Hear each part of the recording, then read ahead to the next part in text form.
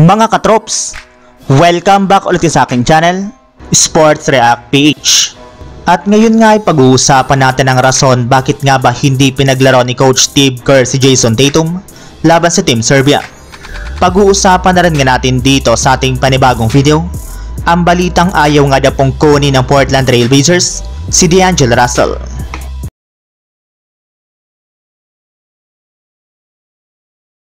Kahit man nga po mga katrops, hindi naging maganda ang simula ng Team USA sa kanilang unang game sa Paris Olympics laban sa Serbia. Matapos silang maaga mag-struggle dito ay nagawa para naman nga po nilang manalo at lumamang ng 26 points sa pagtatapos ng kanilang laban.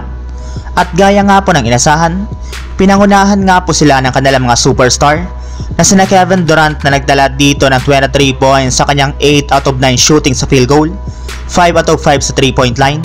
LeBron James na nagtala ng 21 points, 10 assists at 8 rebounds sa kanyang 9 out of 13 sa field goal. Kumuha rin naman nga po dito sina Devin Booker at Jrue Holiday ng parehong 12 points, Anthony Edwards at Stephen Curry na gumawa rin naman ng parehong 11 points. Pero ang mas kinabigla pa rin nga po dito ay ang hindi paglalaro ng kanilang superstar na si Jayson Tatum na DNP sa kanilang game laban sa Team Serbia. Kaya dahil nga po dyan ay pinagkaguluhan at pinagtawanan na nga po siya ng napakarami mga fans sa social media. Gayong sa kabila nga po ng pagiging kampiyon nito ngayong taon ay binabangkula mga po siya sa Team USA ni Coach Steve Kerr. Ika ngay wala para naman nga po talaga siya sa kalingkingan na Kevin Durant, LeBron James at Stephen Curry. Yes, iba't ibang mga pambabatikos nga po ang kanyang natanggap ngayong araw dahil sa nangyari sa kanilang laban. Kaya isang malaking katanungan nga po ngayon kung bakit hindi pinaglaro ni Coach Steve Kerr si Jayson Tatum kahit natambakan na nga po nilang Serbia pagdating ng second half ng kanilang laban. Well, mismong si Steve Kerr na nga po nagsabi sa harap ng media na buong-buo nga na pong tinanggap ni Tatum ang nangyari sa kanya. Since bago pa man nga po magsimula ang kanilang laban, ay kinausap na nga po niya ito na posible nga na po na hindi siya makapaglaro sa kanilang game laban sa Serbia dahil sa pagbabalik ni Kevin Durant sa kanilang lineup. Maging siya nga po inainis na rin sa kanyang sarili sa hindi niya paggamit kay Jayson Tatum.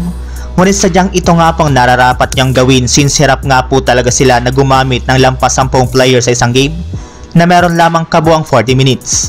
Samantala, punta naman tayo sa ating sunod na pag-uusapan sa balitang ayaw nga na pong kunin ng Portland Trail Blazers si D'Angelo Russell.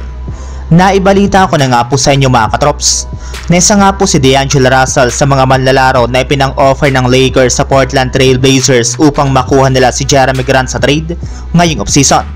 Ngunit base nga po sa kalalabas pa lang na balita ngayong araw, mismong front office na nga po ng Blazers ang nagsabi na ayaw nga po nilang kunin sa isang trade package si D'Angelo Russell since mas gusto nga po nila na makakuha sa Lakers ng ibang players. Kaya dahil nga po dyan ay mukhang kakailanganin na naman nga po ni Rob Pelinka na gumawa ng bagong ipang-offer nila sa Blazers na tatanggapin na nga po nito bilang kapalit ni Jerami Grant sa mga susunod na araw. So yun lang mga katrops, ang handog kong story ngayong araw. Sana nag-enjoy kayo, please like and subscribe my YouTube channel, Sports React PH para sa iba pang story at update patungkol sa NBA.